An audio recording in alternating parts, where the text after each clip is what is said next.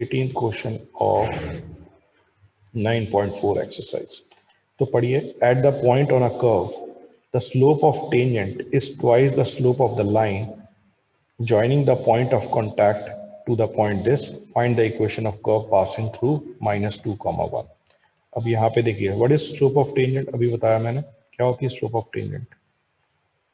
Slope of tangent dy is by dx. dy by dx and it is twice, twice है मतलब two times किसके, the slope of line joining the point of contact, slope of line joining the point of contact with this point.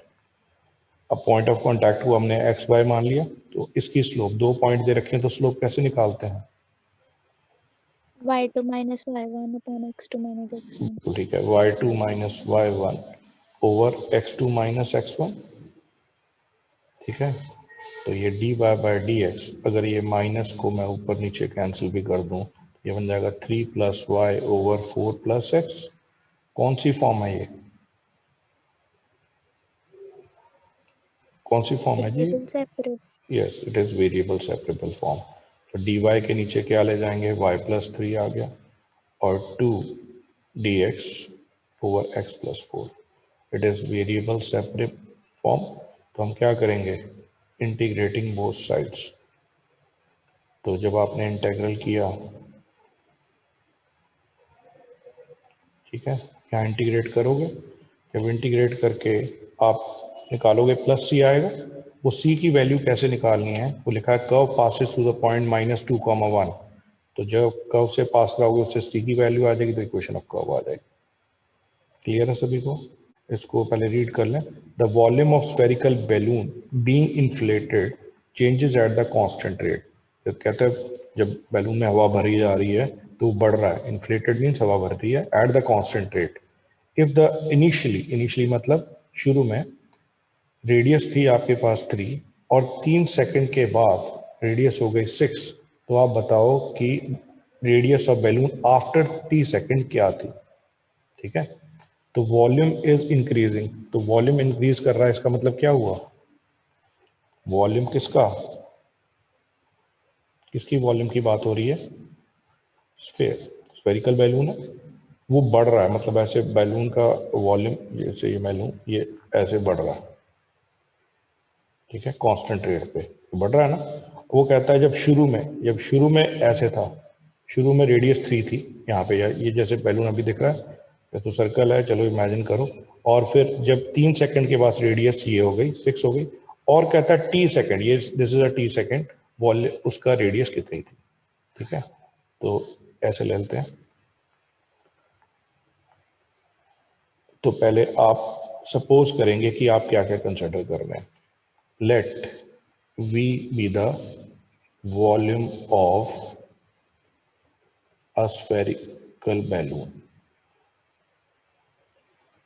ठीक है, वहां जरूर लिखे जरूर कि क्या क्या आपने सपोज किया है। And R be its radius at time t। ठीक है, अब उसने लिखा है वेल वॉल्यूम बढ़ रहा है, तो इसका मतलब वॉल्यूम बढ़ रहा है, इसका मतलब derivative d by d T, volume किसके हिसाब से बढ़ रहा है, टाइम के हिसाब से। ठीक है ना, जैसे जैसे टाइम इंक्रीज कर रहा है उसका वॉल्यूम बढ़ रहा है। पहले इनिशियली वो बोला है कि 3 था, 3 सेकंड के बाद 6 था, तो d v by d t is at the constant rate increasing. इसका मतलब d v by d t is equal to, हम क्या ले लेंगे, के। कोई भी कांस्टेंट रेट है तो इट इज के। तो अब वी की मैं वैल्यू पुट करता हूँ। वी की वैल्यू कितनी है आपके पास, वॉल्यूम ऑफ बैलून क्या होता है, balloon is 4/3 pi r cube. तो 4/3 पाई कांस्टेंट, आर क्यूब का डेरिवेटिव क्या होगा बताइए, what is derivative of r, dr² 3r², लेकिन मैं विद रिस्पेक्ट टू टी कर रहा था, dr by by dt। D T, साथ में D R by d T भी आएगा। यहाँ तक क्लियर है सभी को। ये उसने गिवन था कि volume is increasing at the constant rate, and अगर वहां डिक्रीजिंग लिख देता ना, डिक्रीजिंग, तो यहाँ माइनस के आ जाना था। ठीक है, अगर दिया होता तो अब यहाँ पे इसको कैंसिल कर देंगे, तो क्या वैल्यू बनी, 4πr² d r is equal to k d t. ठीक है, यहाँ पे अब वेरिएबल सेपरेट हो गए, तो हम इसको क्या कर सकते हैं, इंटीग्रेटिंग बोथ साइड।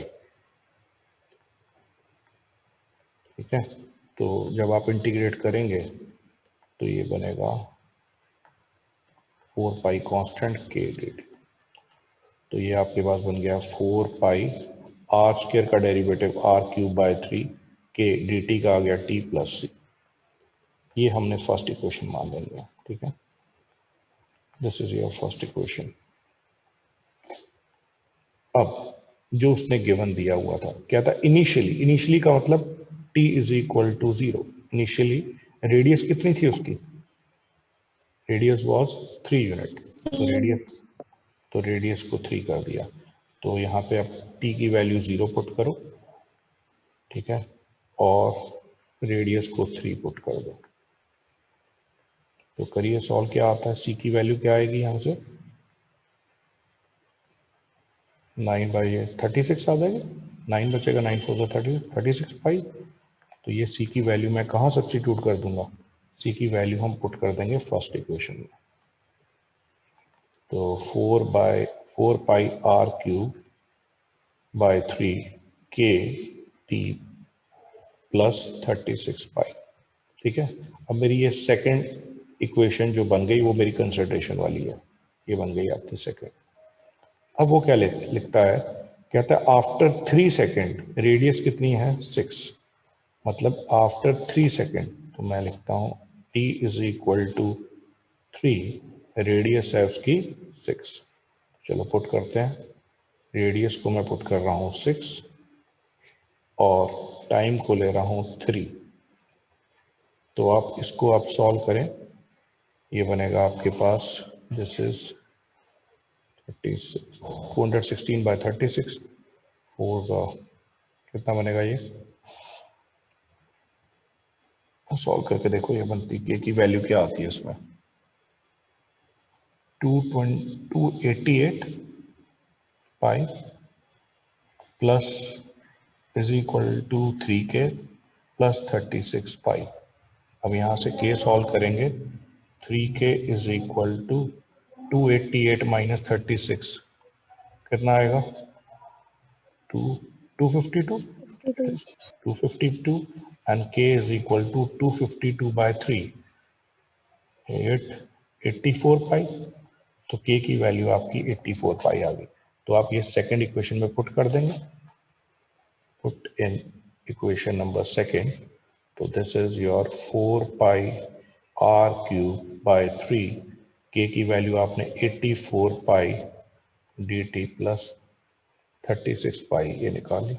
अब आपको क्या फाइंड आउट करना है, वो कहता था what is a radius after t second. तो ये आपकी रेडियस इस एक्सप्रेशन से निकाल लेंगे, r की वैल्यू निकालनी है मुझे। तो क्या करेंगे हम यहाँ पे, पहले तो पाई कॉमन लेके कैंसिल कर देते हैं। ठीक है, पाई कॉमन लेके कैंसिल हो जाएगा, ये r cube is equal to, ऐसे भी लिख सकते हैं 84 पाई t प्लस 36 पाई और यहाँ पे 3/4 पाई। तो चलिए कैलकुलेट करिए, अंदर मल्टीप्लाई करेंगे, पाई कैंसिल हो गया, 4 से ये कैंसिल हो गया, तो ये आएगा 63t प्लस 4 पाई को 9 9 3 27, तो 27 आ गया। तो r की वैल्यू क्या आएगी 63t प्लस 27 का क्यूब रूट। तो this is your radius after t second, is a radius after t seconds। ठीक है, वो कहता है in a bank principal increases continuously at the 5% per year. ठीक है ना, जितना भी बैंक में पैसा है वो कॉन्टिन्यूसली बढ़ रहा है एट द 5% पर ईयर। तो हम पहले तो लिखेंगे कि उसमें कितना प्रिंसिपल है। तो यहाँ पे लिख लेते हैं let principal be p at time t. ठीक, वो कहता है प्रिंसिपल इंक्रीज कर रहा है, इंक्रीज करना मतलब dp/dt टाइम के साथ से बढ़ रहा है, किससे 5% पर ईयर। तो 5% ऑफ किसका, प्रिंसिपल ही होगा। ये स्टेप सभी को क्लियर है। प्रिंसिपल इंक्रीज कर रहा है 5% ऑफ 5% किसका ऑफ अ पी, तो dp by d t is equal to 5/100 into p. तो 5/100 इज 1/20। तो यहां से मैं वेरिएबल सेपरेट कर देता हूँ, dp बाई पी 1/20 dt। ये वेरिएबल सेपरेट हो गए। क्या करते होते हैं उसके बाद? हाँ जी, सर 5% ऑफ पी क्यों किया वो दोबारा बता दो। 5% ऑफ पी क्यों किया? 5% किसका बढ़ेगा? अगर मैं आपको बोलता हूँ कि जितने भी आपको अमाउंट दिया मैंने वो 5% से इंक्रीज हो रहा है, तो इंक्रीज कर रहा है, तो 5% आप किसका करोगे बताओ? अगर मैं आपको कुछ अमाउंट देता हूँ Amount 10, हाँ अमाउंट का ही ना, 5% है। अगर मैंने 10,000 रुपीज़ आपको दिए तो आप 10,000 रुपीज़ किसका बढ़ रहा है? 5% ऑफ 10,000, तो वो निकालोगे ना। तो ओके सर। ठीक है, तो ये वेरिएबल सेपरेट हो गए। तो अब यहाँ पे क्या करेंगे? Integrating both side. तो dp by P 1/20 dt। 1/p का इंटीग्रल क्या हो गया? log p। ठीक है, 1/20 dt का integral t plus c। This is your first equation. ठीक है, अब क्वेश्चन में देखिए क्या लिखा हुआ है। कहता है in how many years 1000 will double itself. कहता है कितने सालों के बाद 1000 रुपए डबल हो जाएंगे, मतलब 1000 रुपए डबल हो जाएंगे मतलब 2000 हो जाएंगे। कब हो जाएंगे वो पूछ रहा है। तो पहले इनिशियली लिखते हैं, at time t is equal to 0। जब इनिशियल लेते हैं ना, जब जब भी बोले इनिशियली जो स्टार्टिंग में, तो वहां पे आपका प्रिंसिपल क्या लिया, आप हमने क्या लिया? 1000। ठीक है, और ये बाद में पूछ रहा है कितने सालों के बाद, after what time the principal will be double. Double means 2000। ये हमें फाइंड आउट करना है। चलिए पहले ये पुट कर लेते हैं। तो पहले t इज इक्वल टू 0 पे प्रिंसिपल था 1000, तो यहाँ मैं पुट करता हूँ प्रिंसिपल को मैंने 1000 time t is equal to 0। तो c की वैल्यू क्या आ गई? log of 1000। ठीक है, ये मैं पुट कर रहा हूँ, पुट इन फर्स्ट। तो ये बनेगा क्या? log p is equal to 1/20 t, और c की वैल्यू मैंने क्या निकाल ली? 1000। तो ये मेरी सेकेंड इक्वेशन बन गई। अब वो क्या कहता है, एट व्हाट टाइम, कब ये प्रिंसिपल 2000 हो जाएगा? तो मैं यहाँ पे टाइम निकालना है, टाइम को तो टी को टी रखेंगे, प्रिंसिपल को यहाँ पे 2000 कर दिया, 1/20 टी हमें फाइंड आउट करना है, सी की वैल्यू हम पुट कर चुके हैं और 1000। अब यहाँ से टी की वैल्यू निकालते हैं।